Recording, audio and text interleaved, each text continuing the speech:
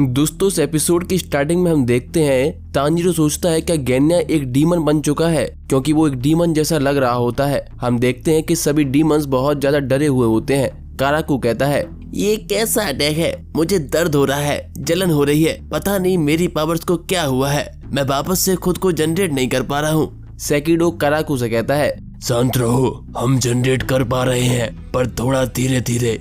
Tanjiro सोचता है कि चौथे डीमन का भी सर कट गया है, क्या हमने सभी डीमंस को मार दिया है। तांजीरो समझ जाता है कि इस अटैक का उन पर तो असर हुआ है, पर इससे वो डीमंस मरे नहीं है और मन ही मन कहता है, मुझे लगा था कि हम इन्हें ग्योटारो और डाकी की तरह खत्म कर देंगे, लेकिन इन चारों को एक साथ मारने का कुछ फायदा नहीं हुआ। हम देखते हैं कि नेजुको अभी भी मलबे में फंसी है, जिसको तांजीरो जाकर अपनी तलवार की मदद से निकाल लेता है। तांजीरो आगे सोचता है कि शायद डीमंस का गला उनका वीक पॉइंट नहीं है, और कुछ देर पहले मुझे एक अजीब सी स्मेल भी आई थी, क्या यहाँ पर एक और डीमन है। फिर उसको महसूस होता है कि यहाँ पर वाकई में 5वां डीमन है, जिसको उसे जल्दी से जल्दी ढूंढना होगा। इसके बाद गेन्या तांजीरो के पास आता है और गुस्से में तांजीरो से कहता है, तुम अपने आप को इतना ज्यादा पुश मत करो, वो मैं हूँ जो इस डीमन को हरा कर एक हाशिरा बनूंगा। तुम अकेले अपर रैंक 6 डीमन को मार नहीं पाए, जिसकी वजह से तुम एक हाशिरा नहीं बन पाए, तुम मेरे रास्ते से हट जाओ। तांजीरो ये सब सुनकर कहता है, ठीक है, तुम्हें जो करना है करो, इसमें मैं तुम्हारी पूरी हेल्प करूंगा। गेन्या कहता है,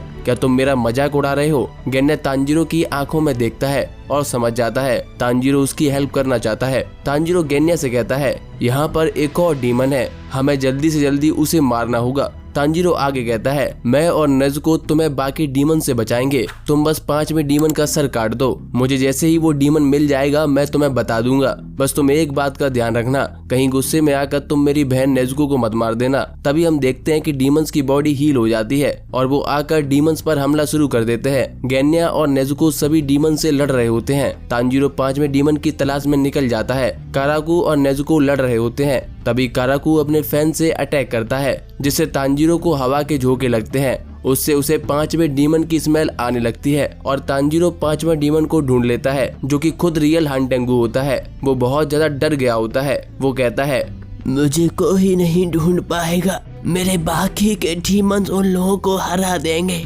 तांजीरो गेन्या को 5वें डीमन को मारने के लिए नॉर्थ ईस्ट में जाने को कहता है। ये सुनकर गेन्या हानटेंगू की तलाश में जाने लगता है, लेकिन सेकिडो ये सारी चीजें सुन रहा होता है और वो इन लोगों पर बिजली के झटके देने का ट्राई करता है। तांजीरो गेन्या से कहता है, तुम चिंता मत करो, मैं तुम्हारे पीछे ही हूँ, अगर कोई भी डीमन तुम पर अटैक करता है तो मैं उसे संभाल लूंगा। तांजीरो साथ में नेजुको को भी गेन्या के साथ में जाने के लिए कहता है। तभी काराकू आकर तांजीरो पर अटैक करने लगता है। इससे बचने के लिए तांजीरो एक पेड़ के पीछे छुप जाता है। तांजीरो को एहसास होता है कि अब सेकिडो अपनी बिजली के झटकों से अटैक करने वाला है, पर तभी तांजीरो को बचाने के लिए नेजुको बीच में आ जाती है, लेकिन आइजेत्सु अपने हथियार से नेजुको की बॉडी के आर पार कर देता है। फिर हमें एक नया सीन दिखाया जाता है, जहाँ पर ग्योको म्यूचिरो से कहता है, क्या ये दर्दनाक है? ये दर्दनाक ही होना चाहिए।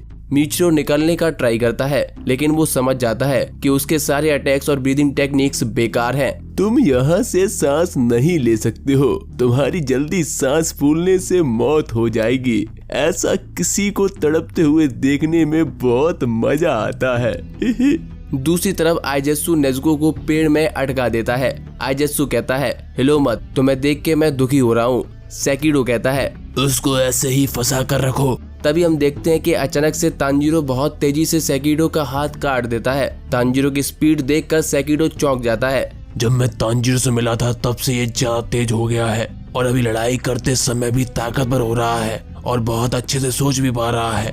सेकिडो उसके स्किल्स की बहुत ज्यादा तारीफ भी करता है। तभी तांजीरो अपने अगले हमले से उरोगी का पंख काट देता है, जिससे उरोगी घायल हो जाता है। तांजीरो को इतना फास्ट देखकर सेकिडो के होश उड़ चुके होते हैं। तभी नेजुको भी आइजेत्सु को मारना चालू कर देती है और अपने ब्लड डीमन आर्ट का यूज करके आइजेत्सु का स्वाहा कर देती है। तभी काराकू भी अपने पंखे से तांजीरो पर अटैक करता है। ये अटैक बहुत ही ज्यादा जोरदार होता है, जिससे तांजीरो जमीन में घुस जाता है। काराकू कहता है, ये तो गया, अब वो अमेरिकन ब्रीदिंग बालक ढूंढना है।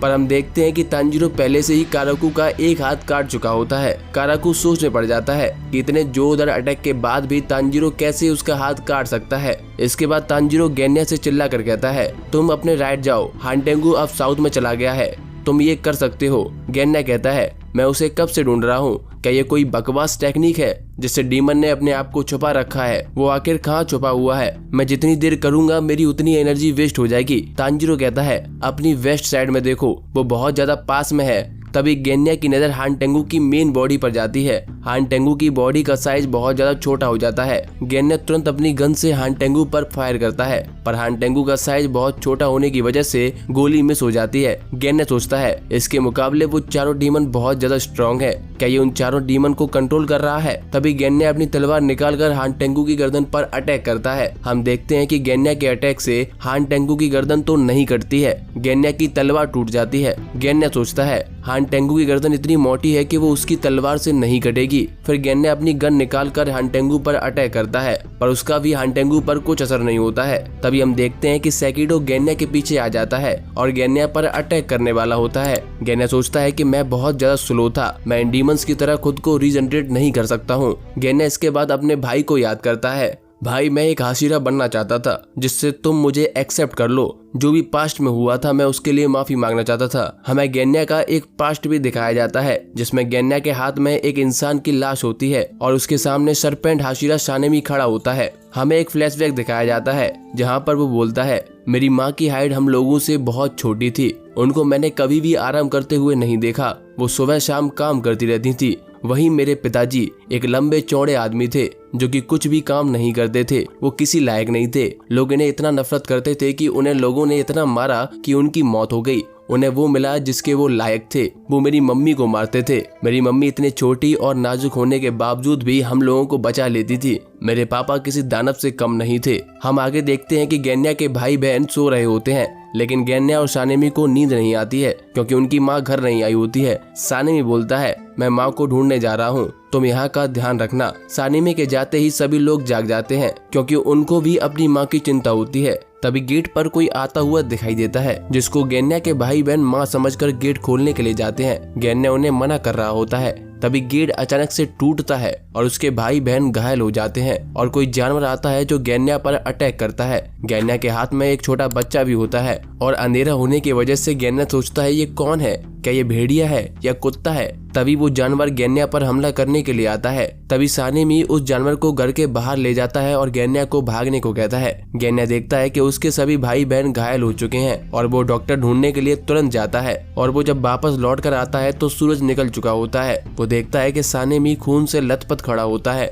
और नीचे एक लाश पड़ी होती है जो कि धीरे धीरे राख में बदल रही होती है। वो लाश उसकी मम्मी की होती है। गेन्या रोते हुए कहता है तुमने ऐसा क्यों किया, मम्मी को क्यों मारा, तुम खूनी हो, कातिल हो। फिर हमें वापस से गेन्या और सेकिडो का अटैकिंग वाला सीन दिखाया जाता है और वो मन ही मन कहता है बड़े भाई मुझे माफ कर देना, मैंने उस दिन बहुत ज्यादा भला बुरा बोला क्योंकि मुझे कुछ समझ नहीं आया था ये क्या हुआ, ये क्यों हुआ। जिसको मैंने भेड़िया समझा वो हमारी प्यारी माँ निकली। तुमने मुझे उनसे बचाया और उनको मार दिया। तुम्हें माँ को मारते वक्त कैसा महसूस हुआ होगा, कैसा लगा होगा उस दिन? तुम्हें मैंने भला बुरा भी बोला था जबकि तुमने ये सब मेरी जान बचाने के लिए किया था। हमें एक और सीन दिखाया जाता है जहाँ गेन्या और सानेमी पापा के मर जाने के बाद एक दूसरे से प्रॉमिस करते हैं कि हम दोनों अपने फैमिली की रक्षा करेंगे और सानेमी खुश हो जाता है। हमें वापस से गेन्या और सेकिडो का अटैकिंग वाला सीन दिखाया जाता है। गेन्या ये सब सोच रहा होता है, उसको लग रहा होता है कि वो बस अब मरने ही वाला है और भावुक मन से सोचता है कि मैं कभी भी हाशिरा नहीं बन सका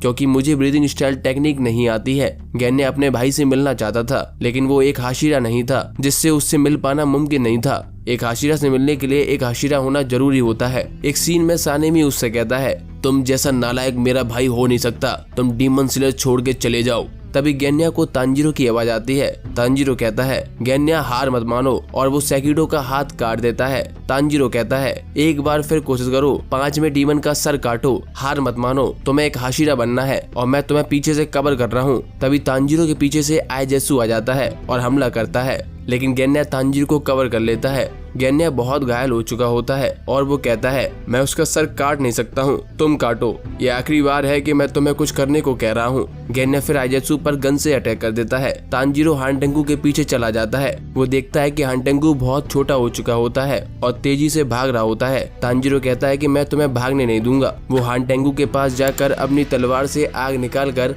हमला करने वाला होता है और एपिसोड यहीं खत्म हो जाता है।